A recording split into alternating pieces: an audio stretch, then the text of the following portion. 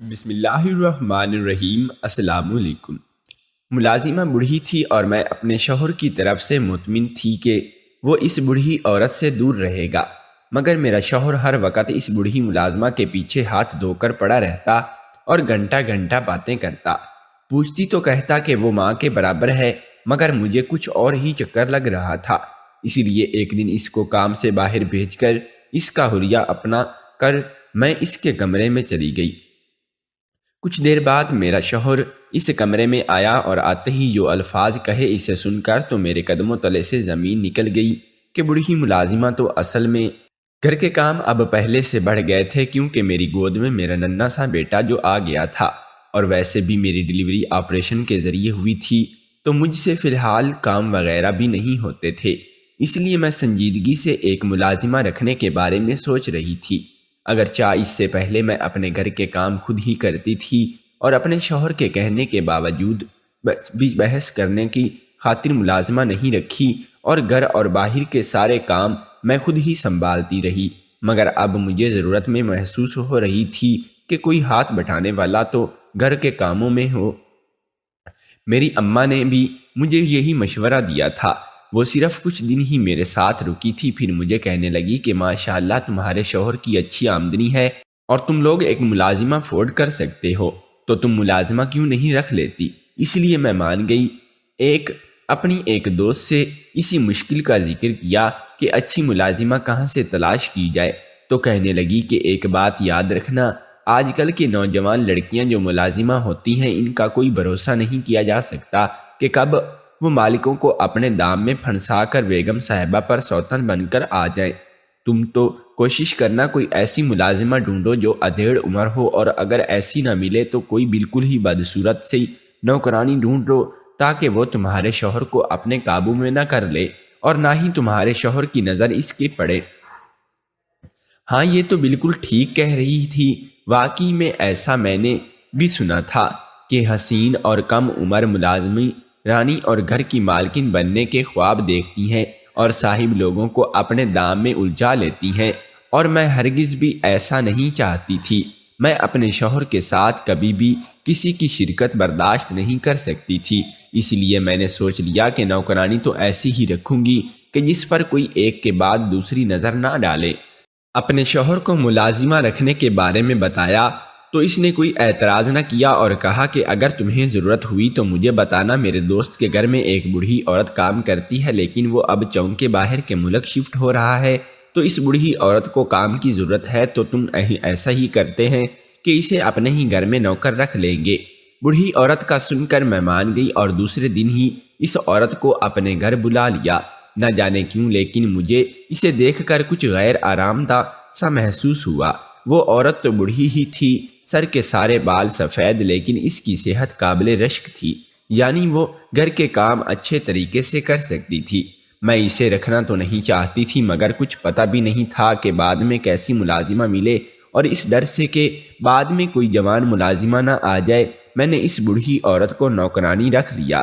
اگرچہ میرا دل اس فیصلے کے خلاف تھا، مجھے کچھ کھٹک رہا تھا، لیکن میں نے یہی سمجھا کہ شاید مجھے ہی کچھ وہم ہو رہا ہے، ورنہ اس بوڑھی عورت سے مجھے بھلا کیا نقصان ہوگا۔ میں نے اپنے دل کی تسلی کے لیے ایک دو دن اس پر نظر رکھی اور اسے اچھی طرح سے آزمایا۔ اب نہ کچھ پیسے میں نے ویسے ہی کھلے رکھ دیے کہ دیکھتی ہوں کہ وہ اٹھاتی ہے یا نہیں، لیکن وہ ایماندار نکلی اور اس نے پیسے لا کر مجھے دے دیے، تو میرا دل بھی اس کی طرف سے کچھ حد تک مطمئن ہو گیا تھا۔ یہاں تک کہ سب ٹھیک ٹھاک ہی چل رہا تھا، لیکن مجھے اپنے شوہر کا رویہ دیکھ کر حیرانی ہوتی تھی کہ وہ اس ملازمہ کا حد سے زیادہ ہی خیال رکھنے لگ گیا ہے۔ گھر سے جاتے ہوئے بھی اس کے پاس رک کر ضرور اس کا حال پوچھتا اور واپس آتے بھی پہلے اس کے پاس جاتا اور پھر میرے کمرے میں آتا۔ مجھے یہ عادت بہت عجیب لگی تو اس سے پوچھ لیا۔ کہنے لگا کہ وہ ماں کی عمر کے برابر ہے، تو اسے دیکھ کر بس مجھے اپنی ماں کی یاد آ جاتی ہے، اس لیے اس کا حال احوال پوچھ لیتا ہوں۔ میرا شوہر کی ماں باپ کا کافی عرصہ پہلے ہی انتقال ہو گیا تھا، اور ہر بیٹے کی طرح اس کا بھی اپنی ماں سے بہت زیادہ پیار تھا۔ ان کی وفات کے اس گہرے اثرات مرتب کیے تھے، اس لیے اس بوڑھی عورت میں شاید اسے اپنی ماں نظر آتی تھی۔ یہ سوچ کر میں نے اپنے دل کو تسلی دے دی۔ ویسے بھی میرا شوہر ایک نیک اور ہمدرد انسان تھا، ہر کسی کے ساتھ ہمدردی کرنے لگ جاتا تھا، تو اس حوالے سے شک کرنے والے کوئی بات نہیں تھی۔ وہ اس حال کو کیوں دریافت کرتا ہے؟ اور ویسے بھی وہ ایک بوڑھی عورت تھی، اور اگر میری ساس زندہ ہوتی تو اس کی عمر کی تو لازمی ہی ہوتی، تو بھلا مجھے اس سے کیا خوف کہ کہیں وہ میرے شوہر کو کچھ مجھے چھین نہ لے، جبکہ میرا شوہر اپنے منہ سے کہتا کہ وہ اس کی ماں کے برابر ہے۔ میں نے اس بوڑھی ملازمہ سے پوچھا تھا کہ وہ مجھے اپنے بارے میں کچھ بتائے کہ وہ کہاں سے آئی ہے اور اس کی عمر میں کام کرنے کی کیا ضرورت ہے، تو اس نے بس مجھے اتنا ہی بتایا تھا کہ اس کے بیٹے اور بہو نے اسے گھر سے نکال دیا تھا، اسی وجہ سے اس سے لوگوں کے گھروں میں کام کرنے پڑ رہے ہیں۔ اس کی کہانی سن کر میں کافی افسردہ ہو گئی تھی۔ میں ایک دن بازار گئی، کچھ خریداری کرنی تھی، بیٹا میں گھر پر ہی چھوڑ گئی تھی اور اس کو ہدایت کی تھی کہ وہ اچھے سے اس کا خیال رکھے کہ بازار میں مجھے اپنے شوہر کا وہی دوست اور اس کی بیوی نظر آئے جن کے بارے میں اس نے بتایا تھا کہ وہ ملازمہ پہلے ان کے گھر پر کام کرتی تھی۔ مجھے حیرت ہوئی کہ اس نے تو کہا تھا کہ وہ لوگ باہر شفٹ ہو رہے ہیں، جبکہ تو یہاں پر تو خریداری کرتے نظر آ رہے تھے۔ میری اپنے شوہر کے دوستوں اور ان کی بیوی سے اچھی جان پہچان تھی، اس لیے میں ان کے پاس چلی گئی اور حال احوال پوچھنے کے بعد میں نے حیرت سے سوال کیا کہ آپ لوگوں تو باہر شفٹ نہیں ہو گئے تھے، پھر واپس کیا کرنے آئے ہیں؟ تو وہ حیرانی سے کہنے لگا کہ بھابھی، آپ کو کس نے کہہ دیا کہ ہم باہر شفٹ ہوئے ہیں؟ ہم تو یہیں پر تھے اور یہیں پر ہیں۔ میں ان کی بات سن کر کشمکش میں پڑ گئی، یا تو میرے شوہر نے جھوٹ بولا تھا یا پھر مجھے ہی سننے میں کوئی غلط فہمی ہوئی تھی۔ اس نے اپنے دوست فرقان کا ہی ذکر کیا تھا جو اس وقت میرے سامنے کھڑا تھا۔ میں نے ملازمہ کے بارے میں پوچھا کہ ایک ملازمہ ہمارے گھر آئی ہے، اس نے بتایا ہے کہ وہ پہلے آپ کے گھر میں کام کرتی تھی اور آپ لوگ باہر شفٹ ہو رہے تھے، تو اسی لیے اسے ہمارے گھر آنا پڑا، تو اس لیے میں نے آپ سے پوچھ لیا۔ وہ کہنے لگا بھابھی، آج کل تو لوگ نوکری حاصل کرنے کے لیے بہت بڑے جھوٹ بولتے ہیں، اور یہ عورت جو آپ کو ہمارے گھر کا کہہ رہی تھی وہ تو کوئی فراڈ ہی لگتی ہے، کیونکہ آپ کی طرح میری بیوی بھی اپنے گھر کے سارے کام خود ہی کرتی رہی ہے اور اب بھی خود ہی کرتی ہے، ہم نے تو کبھی ملازمہ رکھی ہی نہیں ہے۔ اور میں تو یہ سن کر بری طرح سے الجھ گئی اور مجھے کچھ سمجھ نہیں آیا کہ میں مزید کیا پوچھوں۔ اس کا تو صاف صاف مطلب یہی تھا کہ میرے شوہر اور اس بوڑھی عورت نے مل کر مجھ سے جھوٹ بولا تھا، وہ دونوں شاید کچھ چھپانے کی کوشش کر رہے تھے۔ میں نے ایک دو بار جب اس بوڑھی اماں سے اس کے پچھلے کام کے بارے میں پوچھا تو اس نے بھی یہی کہا تھا کہ میں فرقان صاحب کے ہاں کام کرتی تھی، لیکن اب وہ باہر شفٹ ہو گئے ہیں تو انہوں نے اپنے دوست کے گھر پر میری نوکری کا انتظام کروا دیا، یعنی آپ کے گھر، تو اسی لیے میں ابھی یہاں پر ہوں۔ لیکن آپ فرقان اور اس کی بیوی سے مل کر تو ساری حقیقت واضح ہو گئی تھی کہ وہ دونوں ہی جھوٹ بول رہے تھے۔ میرے دل میں شک بیٹھنے لگا۔ میں فوراً گھر پہنچی تو دیکھا کہ وہ عورت کچن میں تھی اور اس نے میرے شوہر پر بہت ہی ہنس کر اس سے باتیں کر رہا تھا۔ یہ منظر دیکھ کر تو میرے تن بدن میں آگ لگ گئی تھی۔ میں جلدی سے ان کے سر پر پہنچ گئی اور وہ دونوں ہی جیسے ہی گھبرائے سے لگے۔ میرا شوہر پوچھنے لگا کہ میں گھر پر آیا تو تم نہیں تھی، پھر انہوں نے بتایا کہ تم بازار گئی ہو، لیکن تم خالی ہاتھ کیوں آئی ہو؟ کچھ خرید کر نہیں لائی ہو کیا؟ میں نے اپنے شوہر کو کمرے میں آنے کا اشارہ کیا اور اس کے آتے ہی غصے سے پوچھا کہ آپ نے مجھ سے جھوٹ کیوں بولا؟ آج بازار میں میری فرقان بھائی اور ان کی بیوی سے ملاقات ہو گئی تھی تو ان سے پتہ چلا کہ ان کے گھر میں تو کوئی ملازمہ نہیں کرتی تھی کام، پھر یہ عورت کہاں سے آئی اور وہ باہر بھی شفٹ نہیں ہوئے؟ آپ نے تو اسے سارے جھوٹ مجھ سے کیوں اور کس بنا پر بولے تھے؟ میرا شوہر ایک دم سے چپ کر گیا اور مجھے دیکھنے لگا۔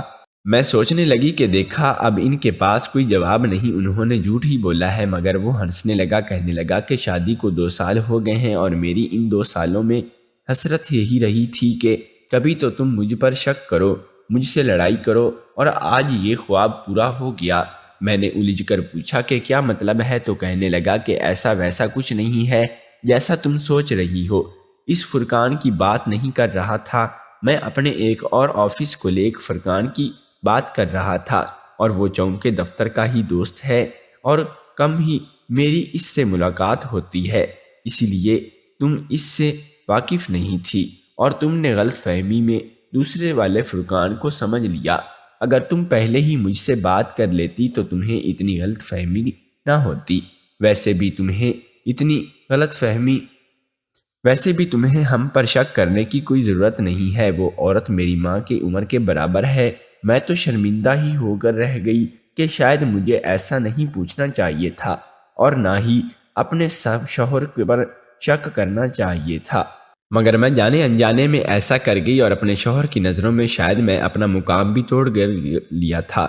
میں نے اپنے شوہر سے معافی مانگی تو اس نے خوش دلی سے معاف کر دیا، کہنے لگا کہ کوئی بات نہیں، میاں بیوی میں ایسی چھوٹی موٹی باتیں تو چلتی ہی رہتی ہیں۔ میں نے برا نہیں منایا تو مجھے بھی تھوڑا سکون سانس ملا۔ میں اپنے شوہر سے آج تک کبھی بھی نہیں لڑی تھی، کبھی نوبت ہی نہیں آئی تھی، اور اس بار شاید میری غلطی تھی کہ جو زیادہ سوچ رہی تھی۔ میں ایک متوسط گھرانے سے تعلق رکھتی تھی اور بہنوں میں سب سے بڑی تھی اور میرے پیچھے 3 بہنیں اور تھیں۔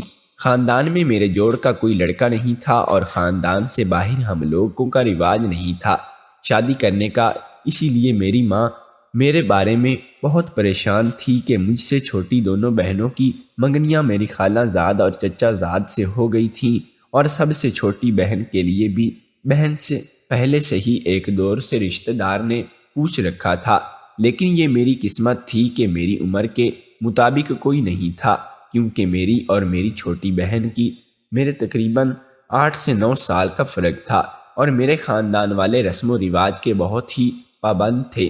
جن لڑکیوں کے ساتھ برادری سے پیش رشتے نہیں ہوتے تھے وہ بیچاری کنواریاں ہی رہ جاتی تھیں، اور اس میں بھی اپنا سوچ لیا تھا کہ شاید اب میرا بھی کوئی رشتہ نہیں ہوگا اور میں بھی شادی نہیں ہوگی، اور میں یوں ہی ساری عمر اپنی ماں باپ کی دہلیز پر پڑی رہوں گی۔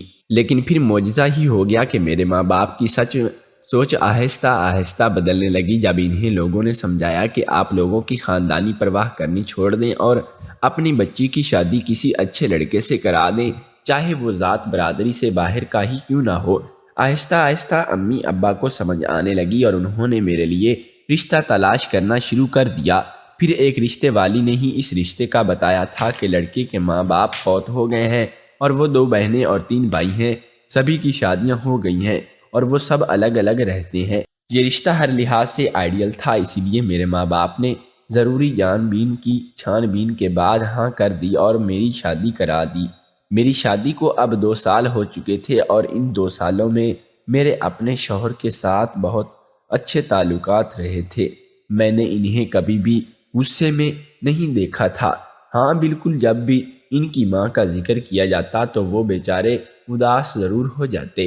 اب ان کی ماں کی عمر کی ملازمہ ہمارے گھر میں آ گئی تھی تو شاید اس نے اپنی ماں کا عکس تلاش کرتے تھے، اس لیے اس عورت کے پاس رک جاتے، احوال دریافت کرتے اور ہنسی مذاق کر لیتے تھے۔ میری غلطی تھی کہ میں نے غلط سمجھ لیا تھا اور ان دونوں پہ شک کیا تھا، حالانکہ شک کرنے والی تو کوئی بات ہی نہیں تھی۔ شاید یہ شک نہیں تھا، مجھے دکھ ہوا تھا کہ انہوں نے مجھ سے جھوٹ کیوں بولا ہے، لیکن اب وہ بات بھی کلیئر ہو گئی تھی کہ انہوں نے مجھ سے جھوٹ نہیں بولا تھا۔ میں بہت ہی مطمئن ہو گئے اور اگلے صبح کچھ ہی دن میں نوٹ کیا کہ میرا شوہر اب اس عورت سے فاصلے پر ہی رہتا ہے، تو مجھے اور اطمینان مل گیا کہ چلو اس بہانے ان کو یہ پتہ تو چلا کہ مجھے اس عورت کے اس آس پاس گھومنا پھرنا بالکل بھی پسند نہیں ہے۔ لیکن یہ سکون عارضی تھا، صرف کچھ دن کا ہی، کیونکہ پھر سے میرے میاں وہی حرکتیں شروع ہو گئی تھیں۔ اب وہ اس عورت سے گھنٹوں باتیں کرتے رہتے، اکثر تو اس کے کمرے میں بھی چلے جاتے تھے، مجھے کہتے کہ وہ ملازمہ تو ضرور ہے مگر یہ بھی دیکھو کہ ایک انسان ہے اور وہ بوڑھی عورت ہے، تمہیں اس کا خیال رکھنا چاہیے، اس سے گھر کے کام مت کروایا کرو، اور اب وہ پچھلے کئی دنوں سے بیمار ہے تو تمہیں اس کی مزاج پرسی کرنی چاہیے۔ خیال نہیں، یاد رکھو کہ ملازموں کی بھی حقوق ہوتے ہیں، اللہ ہم سے پوچھے گا، کہ اسی لیے میں خود ہی اس کے کمرے میں جا کر اس کا خیال رکھنے کی کوشش کرتا ہوں۔ میرا ہر ممکن کوشش کرتی کہ اس کو گھر کے سارے کام نہ کرنے پڑے اور میں بھی اب ان کاموں میں سے اس کا ہاتھ بٹاتی تھی۔ اتنے صاف الزام پر تو میرا منہ کھلے کا کھلا ہی رہ گیا۔ میں نے کب اس پر ظلم کیا تھا؟ اور مجھے تو یہ بھی معلوم نہیں تھا کہ وہ بیمار ہے، بلکہ وہ تو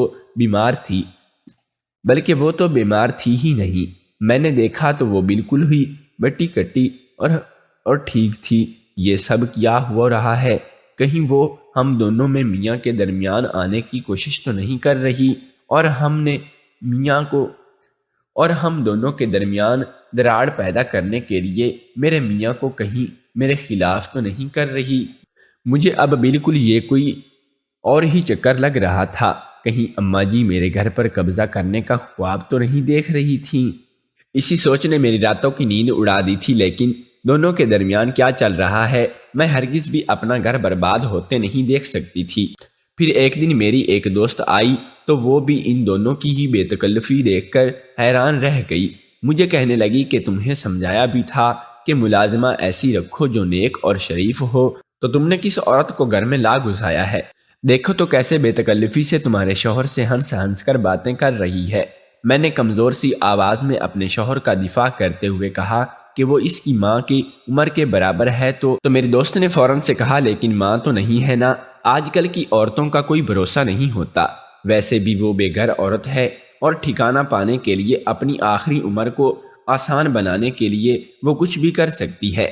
مجھے تو تم پر حیرت ہے کہ تم نے اتنے عرصے سے نوٹس نہیں کیا کہ میں اسے کیا بتاتی کہ میں بھی نوٹس کر رہی تھی اور مجھے بھی شک ہو رہا تھا کہ معاملہ کچھ اور ہی ہے، لیکن جب اپنے شوہر سے پوچھتی تو وہ یہی کہہ دیتا تھا کہ میری ماں کی عمر کے برابر ہے تو میں چپ ہو جاتی۔ اب جب کہ یہ سب میری دوست نے بھی دیکھ لیا تھا، نوٹ کیا تھا، اور اس نے مجھے بھی دونوں پر نظر رکھنے کے لیے عملی قدم اٹھانے کا کہا تھا، میں نے بھی سوچ لیا کہ اب میں اس معاملے کو اصل تہہ تک پہنچ کر ہی رہوں گی اور معلوم کر کے رہوں گی کہ آخر ایسا کیا ہے جو ان کے درمیان ہے اور مجھے اس سے خبر نہیں۔ انہی دنوں میرے شوہر کے باس کی طرف سے ایک پارٹی دی گئی جس میں دفتر کے سبھی لوگوں کو بلایا گیا تھا اور میں اور میرا شوہر بھی وہاں پر گئے تھے۔ اچانک مجھے خیال آیا کہ میں کسی سے پوچھ کر تو دیکھوں کہ ان کے ہاں فرقان نام کا کوئی لڑکا آدمی کام بھی کرتا ہے یا نہیں، جانے کیوں، لیکن اب مجھے اس بات پر بھی شک ہونے لگا تھا کہ اس نے جھوٹ ہی بولا ہوگا۔ میں نے ایک لڑکی سے باتوں میں پوچھا کہ تو اس نے کہا کہ نہیں، ہمارے یہاں پر تو کوئی فرقان نام کا بندہ کام نہیں کرتا ہے جو باہر کے ملک شفٹ ہو گیا ہو۔ یہ سن کر مجھے یقین ہو گیا کہ واقعی میں میرے شوہر نے مجھے جھوٹ بولا تھا کہ وہ عورت کون تھی اور کہاں سے آئی تھی، اور میرا شوہر اور اس نیت سے اسے اپنے گھر پر لے کر آیا تھا۔ مجھے یہ سب جاننا تھا۔ میں نے اگلے دن اس کو کہا کہ بازار سے کچھ سامان لانا ہے تو تم لے آؤ، اور اسے بازار بھیج کر میں اس کے کمرے میں گئی اور اس کا حلیہ بنا کر میں کپڑے اتار کر اس کے کپڑے پہن لیے اور سر پر ویسے ہی دوپٹہ لے لیا اور پیٹ کر کے کھڑی ہو گئی۔ مجھے معلوم تھا کہ 5 منٹ تک میرا شوہر آنے والا ہے اور وہ سیدھا یہیں پر آئے گا، اور میرے انداز سچ ثابت ہوا۔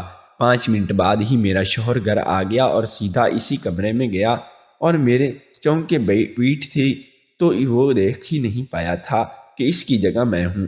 کمرے میں آتے ہی اس نے جو الفاظ بولے تھے انہیں سن کر تو میرے قدموں تلے سے زمین ہی نکل گئی۔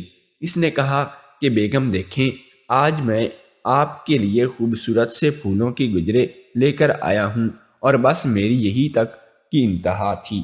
میں جلدی سے پلٹ گئی اور مجھے دیکھ کر اس کے ہاتھ سے گجرے نیچے گر گئے اور چہرے کی رنگت ایسی ہو گئی کہ جیسے سارا خون نچوڑ لیا گیا ہو۔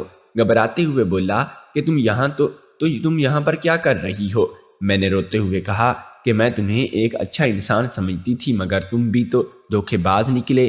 وہ عورت تمہاری بیوی تھی اور تم مجھے کہتے رہے کہ وہ تمہاری ماں کی عمر کے برابر ہے، اور میں یقین کرتی گئی، لیکن آج اپنا منہ سب سن لیا ہے، اور وہ کتنے بڑے دھوکے باز ہو۔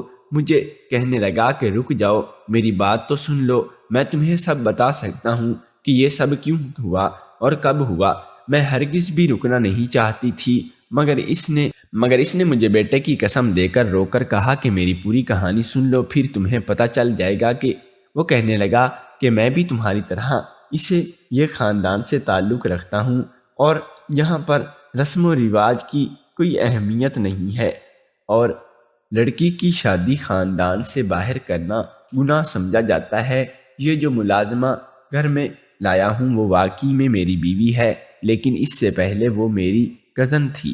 ہم انہیں بڑی باجی کہہ کر بلاتے تھے کیونکہ وہ ہم سب کو کزنز اور بچوں سے بڑی تھی۔ میری اور ان کی عمر میں 15 سال کا فرق تھا۔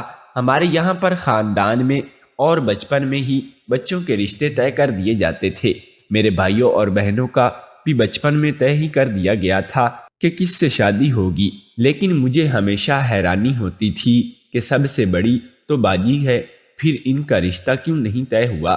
پھر ایک دن مجھ پر قیامت ٹوٹ پئی کہ اس وقت 8 سال کا تھا جب مجھے بتایا گیا کہ میرا باجی کے ساتھ نکاح کیا جا رہا ہے۔ خاندانی جائیداد وغیرہ کا کوئی معاملہ تھا جس کی وجہ سے انہیں ڈر پیدا ہو گیا تھا کہ کہیں باجی کسی کو پسند کر کے گھر سے ہی نہ چلی جائے اور جائیداد کا مطالبہ نہ کر لے، اور خاندان میں تو کوئی ان کے جڑ کے برابر نہیں تھا۔ جو بھی تھے ان کی منگنیاں شادیاں ہو گئی تھیں، اور انہیں اپنی عزت اور جائیداد بچانے کا واحد حل یہی تھا کہ ان کا نکاح مجھ سے پڑھوا دیں، اور انہوں نے ایسا ہی کیا۔ زبردستی ہم دونوں کی شادی کرا دی۔ میں جب بڑا ہوا تو مجھے اس رسم اور رواج والے نظام سے بہت نفرت ہو گئی تھی، اور میں لڑ جھگڑ کر شہر میں اسکول پڑھنے آ گیا۔ یہاں آ کر میری سوچ کو اور وسعت ملی اور میں نے فیصلہ کر لیا کہ اب میں مڑ کر دوبارہ کبھی بھی گاؤں نہیں جاؤں گا۔ میں صرف اپنے بہن بھائیوں کی شادیوں پر جاتا تھا اور دوبارہ واپس آ جاتا تھا۔ مجھے سب نے بہت ہی زور دیا کہ اب میں ان کی رخصتی کروا لوں تو، لیکن میں ہرگز بھی ایسا نہیں چاہتا تھا۔ پھر میرے ماں باپ کی وفات کا کب ہو گئی تو اس کے بعد سب کچھ بکھرنے لگا اور سب کو اپنی منمانی کا موقع مل گیا۔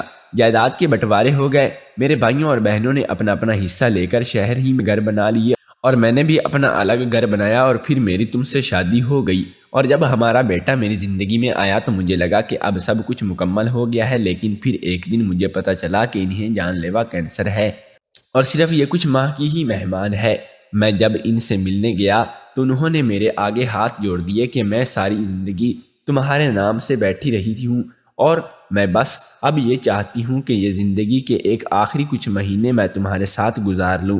میں ان کی آخری خواہش کو ٹال نہیں سکا، اور اسی لیے انہیں یہاں پر نوکرانی بنا کر رکھ لیا تاکہ تمہیں شک نہ ہو، اور ان کے ساتھ تھوڑا بہت ہنسی مذاق کر لیتا تھا کہ انہیں جاتے وقت کوئی دکھ نہ ہو۔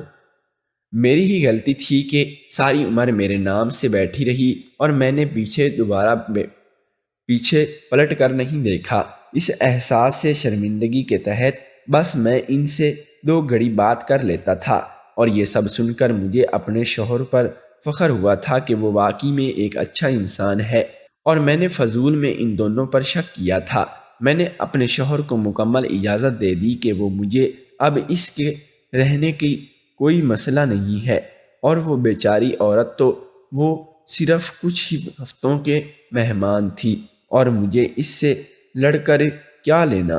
مجھے اب اس سے ہمدردی پیدا ہونے لگی، اور میں نے اسے بڑی بہن بنا لیا۔ دوستو، اگر آپ کو ہماری کہانی پسند آئی ہو تو ہمارے چینل کو سبسکرائب کر لیں، اور ساتھ میں موجود بیل آئیکن کی گھنٹی کو ضرور دبا لیں۔ تو ملیں گے کل ایک نئی ویڈیو کے ساتھ، تب تک کے لیے ہمیں اجازت دیجیے۔ اللہ نگہبان۔